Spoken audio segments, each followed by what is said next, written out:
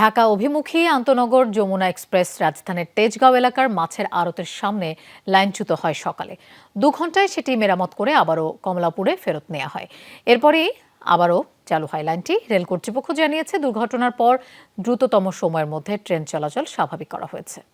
Shea butter, aloe vera ও vitamin E সমৃদ্ধ lily beauty soap. Jamalpur থেকে ঢাকার কমলাপুরে ফিরছিল যমুনা এক্সপ্রেস। সকাল 8টার দিকে রাজধানীর তেজগাঁও এলাকার মাছের আড়তের সামনে পৌঁছলে লাইনচ্যুত হয় ট্রেনটি।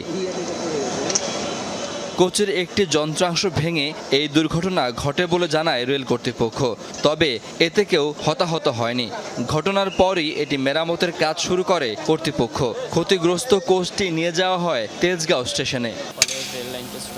ক্ষতিগ্রস্ত রেল লাইনও মেরামত করা হয়। কোচের ইকুয়ালাইজিং বিম আছে, বিম ভেঙে অ্যাক্সিডেন্ট হয়েছিল। প্রাথমিকভাবে আমরা এটা ধারণা মনে করছি। রিলিফ ট্রেন আসছে, রিলিফ ট্রেন এসে পরে এটা উদ্ধার করছে, উঠানোর পরে এটা আবার আমাদের স্টেশন নিয়ে গেছে।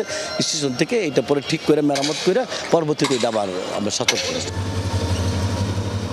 2 ঘন্টায় শেষ হয় মেরামত। সকাল 10টার পর থেকে আবারও স্বাভাবিক হয় রেল চলাচল। রেল লাইনের আমাদের ইআরসি কিছু আমাদের মানে মিসিং হয়েছে, ক্ষতি হয়েছে, এমনকি কিছু আমাদের কংক্রিট সিলভার ভেঙে গেছে। আমরা কাজ করতেছি। আমরা লাইন ফিট দিয়ে দিচ্ছি, এখন গাড়ি স্বাভাবিক।